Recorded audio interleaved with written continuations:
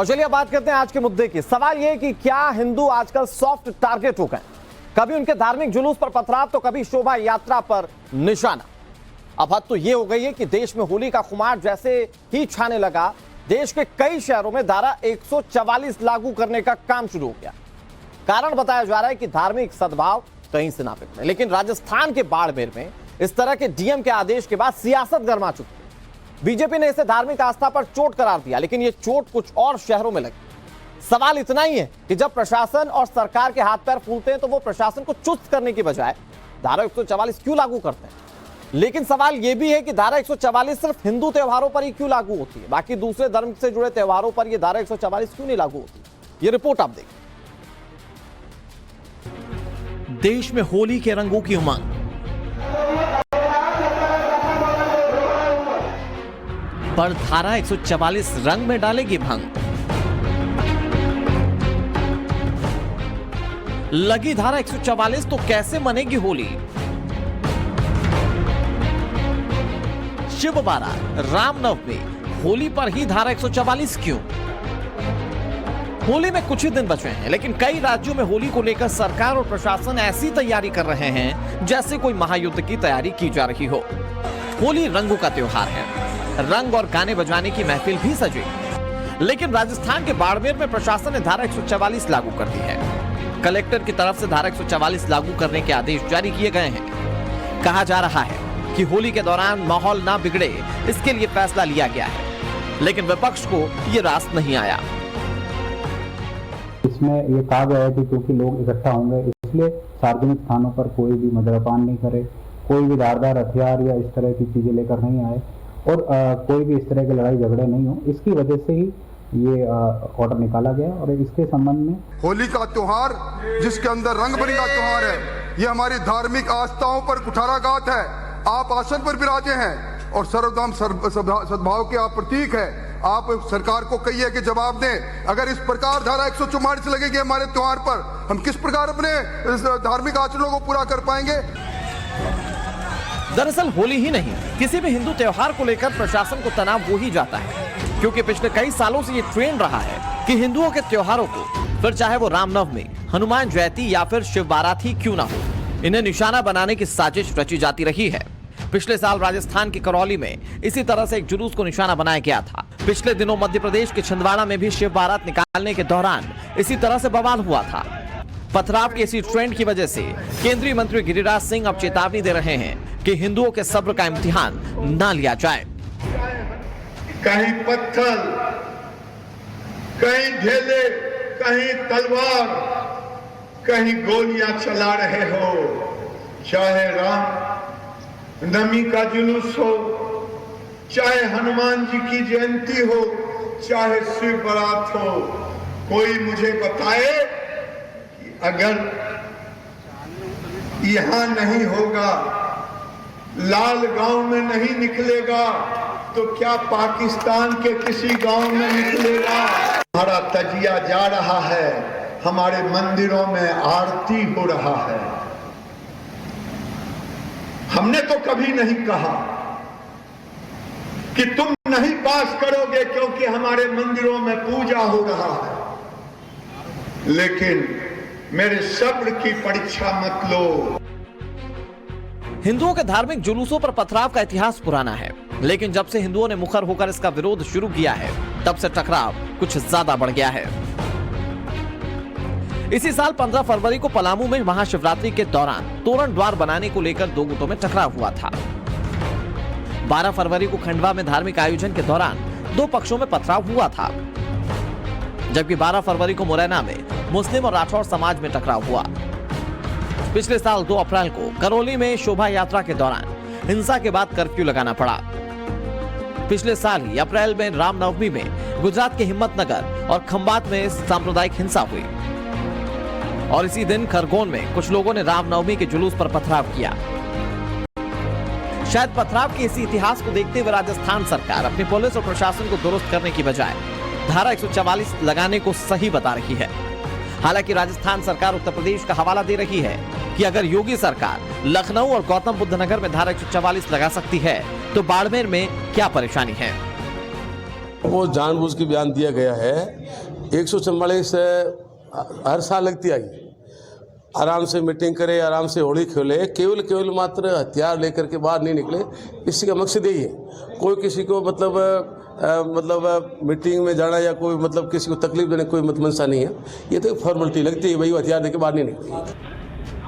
लखनऊ और गौतम बुद्ध नगर में धारा 144 से आगे बढ़ते हुए बीएचयू प्रशासन ने तो कैंपस में सार्वजनिक तौर पर होली खेलने पर ही रोक लगा दी थी, जिसके विरोध में उतरे छात्रों ने कैंपस में जमकर होली खेली। लेकिन सवाल इस बात को लेकर है कि आखिर हिंदू त्योहारों पर इतनी रोक और पाबंदियां क्यों?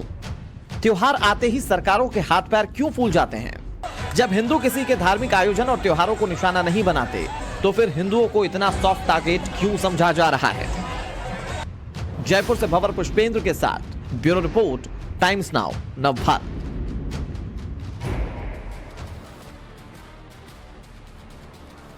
बहुत दिलचस्प है। होली रंगों का त्योहार है, हर्षोल्लास का त्योहार है, और जब लोग जुटते हैं तो ये रंग बिखरना शुरू हो जाते हैं। जाहिर बात है, कोई अपने आप को तो रंग लगाता नहीं है, लेकिन फिर धारा 144 लागू करके आखिर ये विघ्न डालने की कोशिश क्यों की जा रही है? सवाल बड़ा है। हमारे साथ कई मेहमान जुड़ गए इस पर ज्यादा बातचीत के लिए। हमारे साथ विनोद बंसल जुड़ेंगे अब से कुछ देर में, विश्व हिंदू परिषद के नेता हैं। इसके अलावा हमारे साथ पंकज मीणा, प्रवक्ता हैं भारतीय जनता पार्टी के, हमारे साथ जुड़ गए। इसके अलावा एच एस रावत जी हमारे साथ जुड़ गए, हिंदू धर्म गुरु हैं। हमारे साथ लोकेश जिंदल जुड़ गए, कांग्रेस पार्टी के नेता हैं, और फाजिल अहमद हमारे साथ जुड़ गए, मुस्लिम स्कॉलर। आप सभी मेहमानों का बहुत बहुत स्वागत है। लोकेश जिंदल साहब, बहुत जल्दी से अब मुझे ये बताइए कि भाई क्यों नहीं मनाने दे रहे हैं आप होली? धारा 144 का मतलब होता है 4 लोगों से ज्यादा इकट्ठा नहीं हो सकते, तो आप लोग होली के मौके पर धारा 144 क्यों लगा रहे हैं? किस बात पे लगाइए कि गुब्बारे ना फेंके जी, किसी पर जिसे रंग नहीं खेलना उस पर रंग ना उड़ाएं, गलत ढंग से होली का त्योहार ना मनाएं, ऐसे अश्लील गाने ना बनाएं जिससे औरतों पर या फिर महिलाओं के ऊपर टिप्पणियां होती जो अश्लील होते हैं। हमने तो ये कहा है कि मजहबी भावनाओं का ध्यान रखा जाए। होली मनाने से नहीं रोक की है, लेकिन इस होली की आड़ में जो कुछ असामाजिक तत्व अपने राजनीतिक मुद्दे लेकर इस सुंदर से त्योहार को कलंकित करते हैं, हमने इस बात पर रोक लगाई है। हाँ। देखिए, होली का त्योहार है जहां पर इस भारत की सभ्यता ने एक संदेश दिया है पूरे विश्व को कि जहां शक्ति का दुरुपयोग होता है वहां पर जो है दंडित किया जाता है। होलिका ने जब अपनी शक्ति का दुरुपयोग किया, जब उसने उस नन्हे प्रहलाद को मारने की कोशिश की, तो उस वक्त ईश्वर ने उसे दंडित किया। इसी तरह अगर कोई एक चीज मुझे लोकेश जी बताइएगा, मैं आपकी बात मैंने सुनी और देश की जनता ने भी सुनी होगी। लोकेश जी, मैं एक चीज पूछना चाहूंगा आपसे, तो अगर आपने ये सिर्फ प्रतीकात्मक तौर पर लगाया तो सिर्फ राजस्थान के बाड़मेर में क्यों लगाया? पूरे राजस्थान में धारा 144 क्यों नहीं है? पहला सवाल तो ये। दूसरी चीज तो ये कि सर, धारा 144 में बचपन से भी जो देखते आ रहा हूं, हमारे साथ कई दर्शकों ने भी देखा होगा कि धारा 144 तो तब लगाई जाती है जब बवाल हो जाता है या किसी तरह की कोई हिंसा होती है और लोगों को बोला जाता है अब आप घर में रहिए, ग्रुपिज्म मत कीजिए बाहर निकल के। तो आप लोगों को कैसे बताएंगे कि नहीं, आपका साहब वो ग्रुपिज्म ना करने का मकसद नहीं था, सिर्फ आपने गुब्बारे फेंकने पर रोक लगाई थी? लोगों को कैसे समझाएंगे कि आपकी 144 वाली जो धारा है वो अलग है? देखिए, मैं एक इसमें करेक्ट कर दूं आपको, धारा 144 सिर्फ तभी नहीं लगाई जाती जब कोई दंगा हो चुका है या फिर कोई बड़ी वारदात हो चुकी है। प्रिवेंशन के लिए भी धारा 144 लगाई जाती है, और ये धारा 144 केवल राजस्थान में नहीं है। आप गौतम बुद्ध नगर में देखिए, लखनऊ में देखिए, धारा 144 लगा दी गई है। क्योंकि वहां पर अगर प्रशासन को ऐसा लगता है कि किसी भी प्रकार से कोई असामाजिक तत्व इस आड़ में समाज में हिंसा फैला सकते हैं, तो धारा 144 लगा दी जाती है। लेकिन कर्फ्यू नहीं लगाया गया है। मुझे एक चीज लोकेश जिंदल जी, बहुत सिंपल सी एक चीज बताइए मुझे। मेरे ख्याल से उस सवाल के बाद सारा क्लियरिफिकेशन आपका हो जाएगा, फिर मैं उसके बाद बीजेपी के पास जाता हूं। बहुत जल्दी से बताइए लोकेश जिंदल साहब कि लोग कैसे फिर इसको जस्टिफाई करेंगे कि आपकी जो धारा 144 है उसमें 5 से ज्यादा लोग इकट्ठा हो सकते हैं, वो कैसे समझे इस बात को?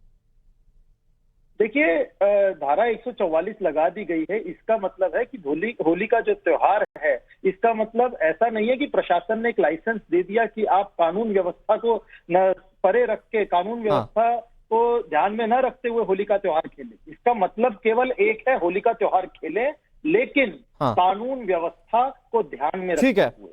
तो नहीं, तो फिर मुझे ये बताइए मीणा साहब की फिर सवाल क्यों उठा रहा है विपक्ष राजस्थान में? वो कह रहा है कि आपने धारा 144 लगाकर हिंदुओं की भावनाओं के साथ खिलवाड़ किया, जबकि ये तो कह रहे हैं कि सिर्फ गुब्बारे कोई ना फेंके, किसी तरह से कोई सांप्रदायिकता ना खराब हो, इसलिए सिर्फ धारा 144 लागू की गई है। सवाल किस बात को लेकर है? देखिए, ऐसा लगता है पिछले लगभग 2 साल से अशोक गहलोत जी के अंदर औरंगजेब की आत्मा आ गई है। अगर पिछले 2 साल के हम ट्रैक रिकॉर्ड देखें, आपने अलवर के अंदर महावीर जयंती के ऊपर गेट से बाहर निकलने और छत के ऊपर खड़े रहने पे रोक लगाई आपने रामनवमी के जुलूस के ऊपर आपने रोक लगाई। आपने हिंदू आपको आप देखिए, आपके कहने से कुछ नहीं होगा। महावीर जयंती, जो महावीर स्वामी जो खुद शांति के प्रतीक हुआ करते हैं, उनकी जयंती के ऊपर आपने छत पे खड़े होने पे रोक लगाई। इससे ज्यादा क्या हो सकता है?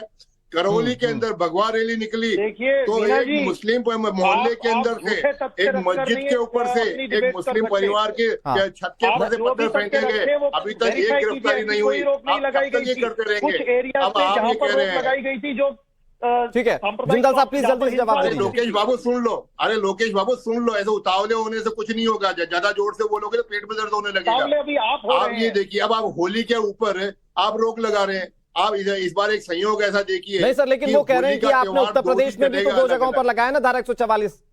पंकज मीणा साहब, होली का नहीं वो कह रहे हैं बीजेपी शासित राज्य में भी तो धारा 144 लगाई गई ना। सुनिए, होली का दहन 6 को भी है और 7 को भी है। और धुलंडी जो एक प्रेम का प्रतीक है, जो हिंदू और मुस्लिम अब तक रंग लगा के प्रेम से खेलते आए हैं, उसको ये सांप्रदायिक रंग देने की कोशिश कर रहे हैं। क्या आप ये इस बात से इनकार करेंगे कि ये धुलंडी जो रंग का खेल है वो मुस्लिम भी खेलता है? आप किस प्रकार की बातें करते हैं? आप लोग जानबूझ के सांप्रदायिकता फैलाना चाहते हैं। आप जानबूझ के हिंदू मुसलमान करना चाहते हैं।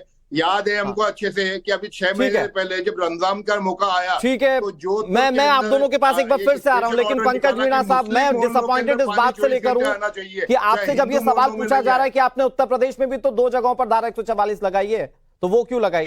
और फिर अगर वो लगाएंगे तो फिर बाड़मेर में भी लगा लेने दीजिए। मैं आ रहा हूं सर, एक मिनट आपके पास आ रहा हूं। मेरे पास बहुत थोड़ा सा वक्त है, मैं छोटे छोटे रिएक्शन ले लूं, उसके बाद ब्रेक पर जाना है। एचएस रावत जी बहुत जल्दी से, लेकिन सवाल जो कि बीजेपी उठा रही है वो ये है कि हिंदू जो हिंदू सॉफ्ट हैं, कांग्रेस वोटों की राजनीति मुसलमानों की वोटों को खींचने के लिए, अपनी तरफ उनको प्रसन्न करने के लिए कि देखिए हमने होली के ऊपर इनके ऊपर बैन लगा दिया, कभी पानी के ऊपर बैन लगा देंगे।